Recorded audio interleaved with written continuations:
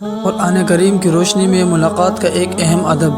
اگر کوئی شخص کسی دوسرے شخص سے ملاقات کے لیے چلا جائے اور وہاں سے جواب ملے کہ ابھی ملاقات مشکل ہے، تو ایسی صورت میں قرآن یہ حکم دیتے ہیں کہ آدمی واپس لوٹ آئے۔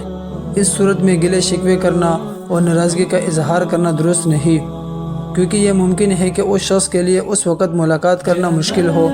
چنانچہ مفتی اعظم پاکستان مفتی محمد شفیع رحمۃ اللہ علیہ تحریر فرماتے ہیں کہ اگر کسی شخص نے کسی شخص سے استہزاء کیا اور اس نے جواب میں کہہ دیا کہ اس وقت ملاقات نہیں ہو سکتی، لوٹ جائیے، تو اسے برا نہیں منانا چاہیے، کیونکہ ہر شخص کے لیے حالات اور اس کے مقتضیات مختلف ہوتے ہیں۔ بعض اوقات وہ مجبور ہوتا ہے، باہر نہیں آ سکتا، نہ آپ کو اندر بلا سکتا ہے، تو ایسی حالت میں اس کے عذر کو قبول کرنا چاہیے۔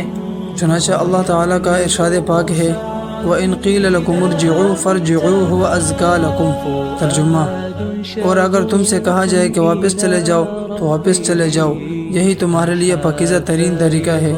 یعنی اسے برا منانا یا وہی جم کر بیٹھ جانا درست نہیں۔ بعض حضرات سلف سے منقول ہے کہ وہ فرماتے تھے کہ میں عمر بھر اس تمنا میں رہا کہ کسی کے پاس جا کر استہزاء کروں اور وہ مجھے جواب دے کہ لوٹ جاؤ، تو میں اس حکم قرآن کی تعمیل کا ثواب حاصل کروں، مگر عجیب اتفاق ہے کہ مجھے کبھی یہ نعمت نصیب نہ ہوئی۔ البتہ اس دوسرے شخص کو بھی چاہیے کہ اگر اس کی کوئی عذر نہ ہو تو بلا وجہ ملاقات سے انکار نہ کرے۔